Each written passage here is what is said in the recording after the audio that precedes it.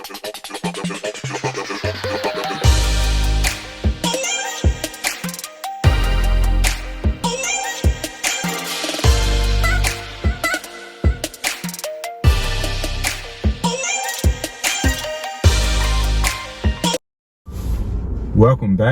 back to my channel, Lee's Love Language.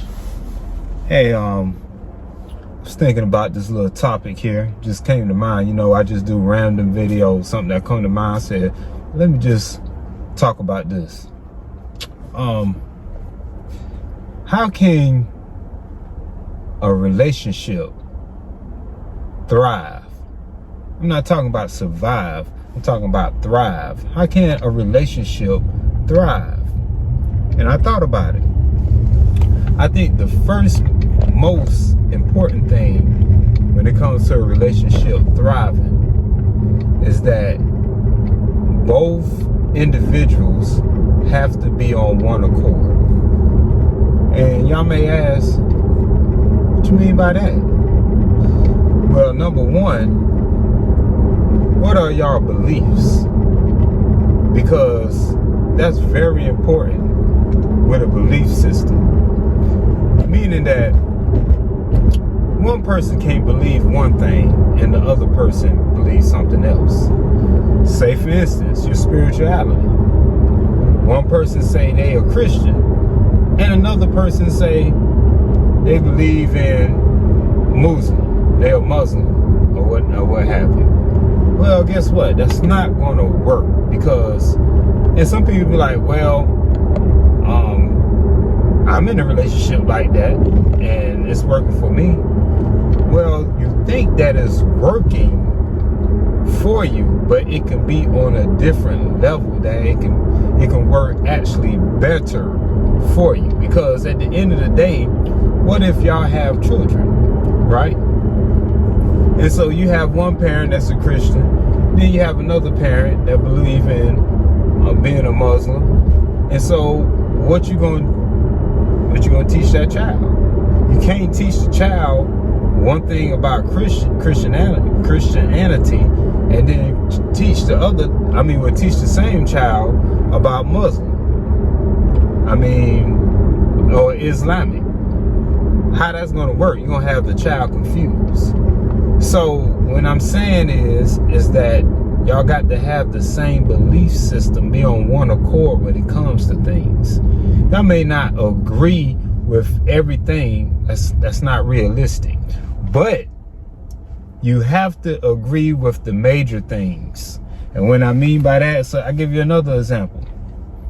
What if one parent believe in disciplining their child and the other parent don't? How that's going to work for you?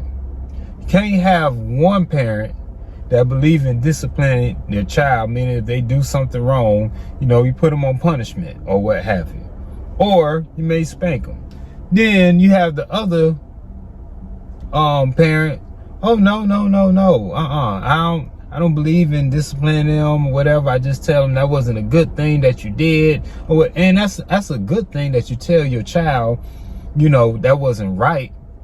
But sometimes or whatever, in certain situations, you have to discipline them, meaning that the telling them wrong and then putting them on punishment, it's two different things. So you have to have a balance. And when you don't have a balance, things is going to be out of whack. It's just how it is. So that's another thing.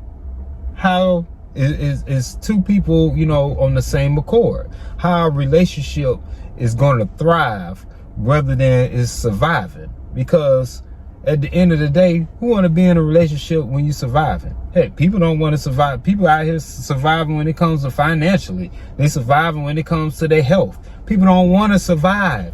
We want to thrive. We want to thrive or whatever you're doing. So, with that being said, part of thriving in a relationship is being on one accord, like-minded relationship. Just like they tell you, you want to be around like-minded people, that's on the same wave that you are, that you want. So if you're not, then something is going to be off balance. So you're not be, you know, on one accord and want to be, you know, around a certain person all the time, because now it's friction, and now you have some kind of discord that's going on in a relationship. That's any relationship, even with your friends. Y'all have to be like-minded to a degree. Y'all may disagree on certain things, which is, you know, that's normal. But at the same time, if y'all close-knitted and y'all always around each other, most likely y'all going to end up agreeing on a lot of things, you know, what have you. Whether if it's, you know, how you view life in general, whatever the case may be. You're not going to agree on everything. That's a given. But certain things, a lot of things y'all going to agree on. But with that being said, just in a relationship period, and if you in a serious relationship with somebody, you definitely want to be on the same accord before you're talking about getting serious with that individual. Because you don't want to go into a relationship and you believe in one particular thing and this person don't, and your belief in that particular thing is very strong. It's very strong. You're not willing to change it. Then, and that person is not willing to change it. So this is where bumping the heads comes into play. You know, you're gonna bump heads. Is if nobody is willing to change their belief system and they believe in what they believe in, then definitely it's going to be a problem down the line. So why go into a serious relationship with somebody if you know it's going to be an issue down the line? Oh, I love him, or I love her. Listen, love do not keep a relationship together. Y'all like, what? What you mean by that, Al? What you mean? Prime example. What about when people get separated or get a divorce? Say if they separated, right? They can't get along, or, you know, something happened in the marriage or what have you. They go to a marriage counselor and they thinking about getting a divorce, or they separated, and the counselor asks, you know, the woman and the man, well, do you still love them? They're like, yes, I still do. But y'all not together. So that love, even though you still love that person, that love didn't keep y'all together. It takes a lot more than just being in love with a person or whatever to hold a relationship together.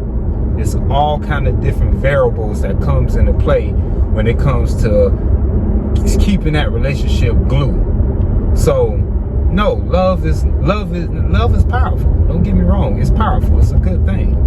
But it's more variables to a relationship than just love. You know what I'm saying? You got people that been divorced or whatever and recently just got divorced, and they still in love with the person they just divorced. Well, if divorce would keep the relationship together, you would still be with that person if it was just about love. So at the end of the day, no, for your relationship to thrive, you have to be on one accord. You have to have the same type of mindset when it comes to your belief system. What do each individual believe strongly? And do that other person believe what you believe?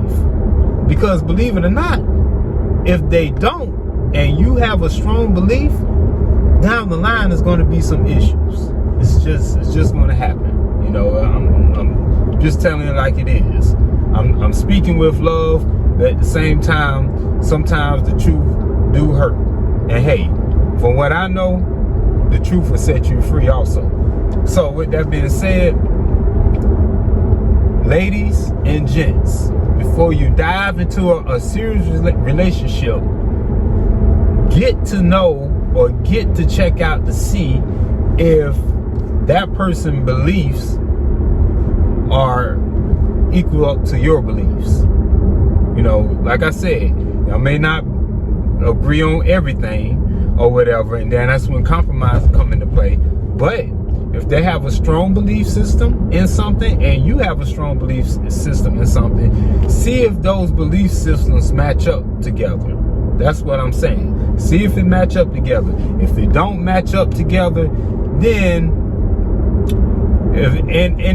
if that person is not willing to change that belief, then y'all may not be coexistent for each other. It is what it is. I mean, hey, I'm not saying it's a right or wrong situation, but y'all not right for each other. So with that being said, find somebody or whatever who's going to be on that same mindset, whatever strong belief system that you have in something or what have you. So that being said, moments to the house. I just picked up Jay some seafood.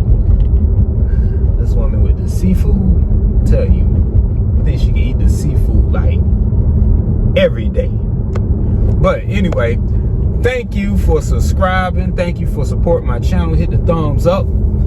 And once again, please love language.